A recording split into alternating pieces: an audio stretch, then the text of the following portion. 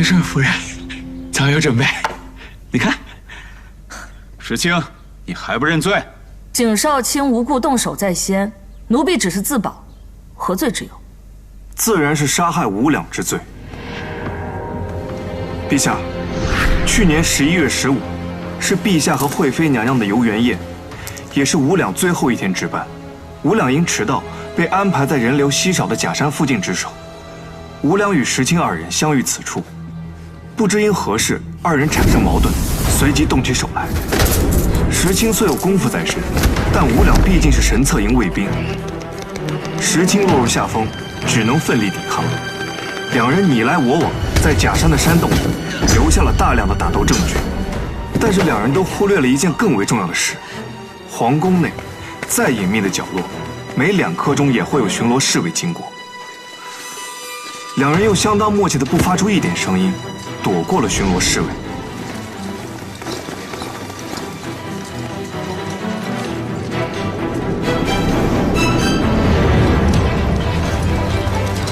待侍卫走后，石青看准时机，偷袭了无两，并给了无两致命一击。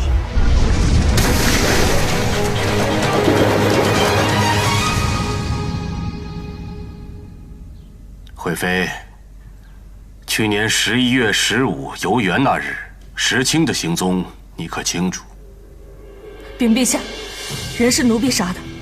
那天无两污言秽语侮辱奴婢，奴婢一时冲动与他动手，便误杀了他。因心中害怕未敢声张，这才隐瞒至今。娘娘并不知情，奴婢认罪，但凭陛下发落。回陛下，此案的凶手不止一个。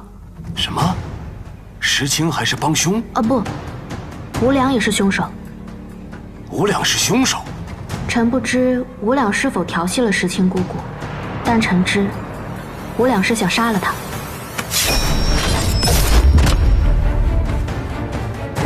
石青的右臂上侧有一道疤痕，根据伤口的恢复程度判断，应当是半年前的伤。从伤口的走势与窄廓来看，应当是宫中侍卫的佩刀自下而上造成的。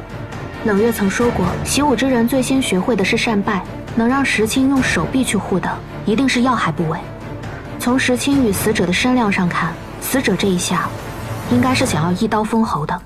也就是说，无两这一刀是奔着致命去的，不是石青姑姑要有意伤害无两，而是无两要杀石青姑姑，所以石青姑姑为了自保，才做出的致命一击。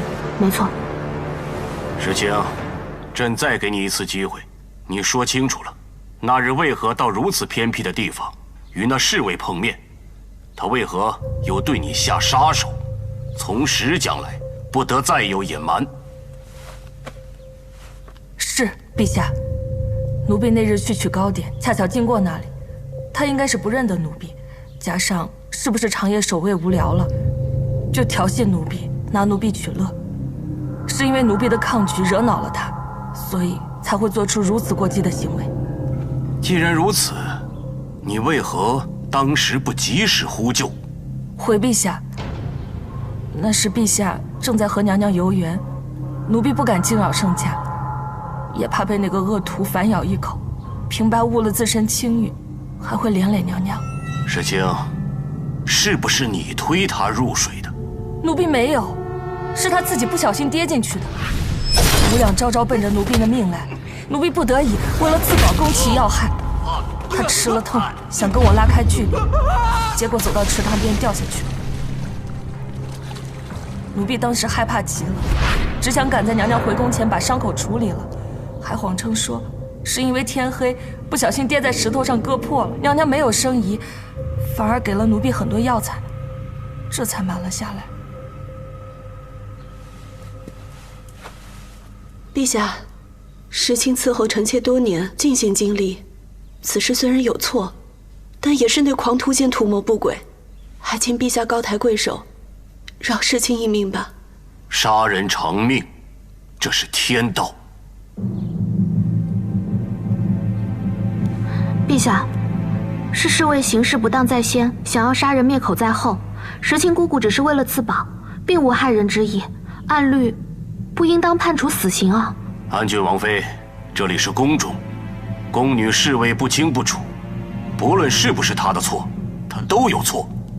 既证据确凿，他又认了罪，那就……陛下，眼下寿昌节尚未结束，四方使臣和各地大臣都还在，不如先将此事交由内侍省，节后再做处置。节后赐死。奴婢谢主隆恩。王爷，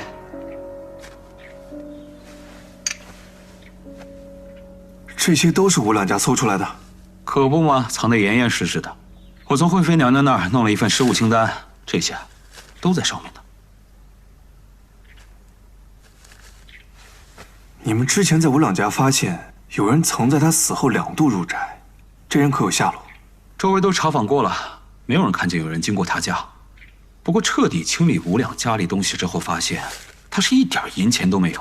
我估计啊，就是个小贼，一次得手之后啊，后面又缺钱了，又来碰一次运气。可这些都是后宫用的东西，他一个侍卫，连后宫的殿门都进不去，只可能是从宫女或是小太监手里弄来。宫女，不会真的是史清吧？她可是惠妃的大宫女啊，进入各宫容易，又没人敢轻易盘查她，想偷点什么，轻而易举啊。本来毫无察觉，正好被吴两碰见，吴两见财起意，想要以此威胁石青，石青情急之下杀人灭口，这就说得通了。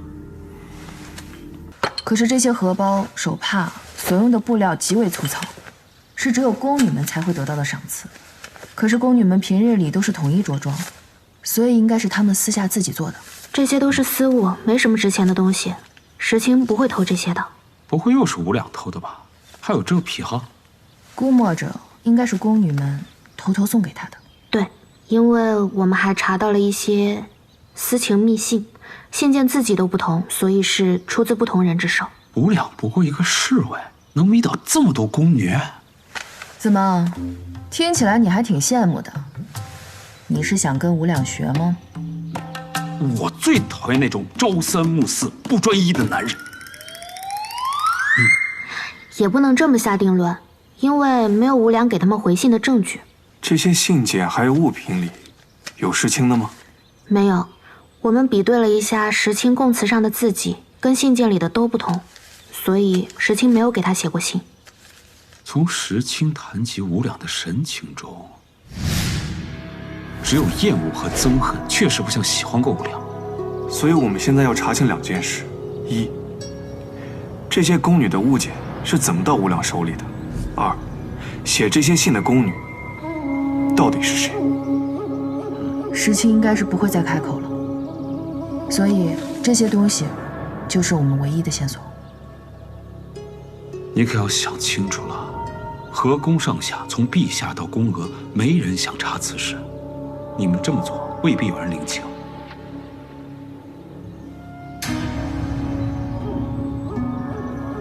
查，3法司办案，只求公允。太好了，那我现在就跟楚楚去查这些给吴两送信的宫女。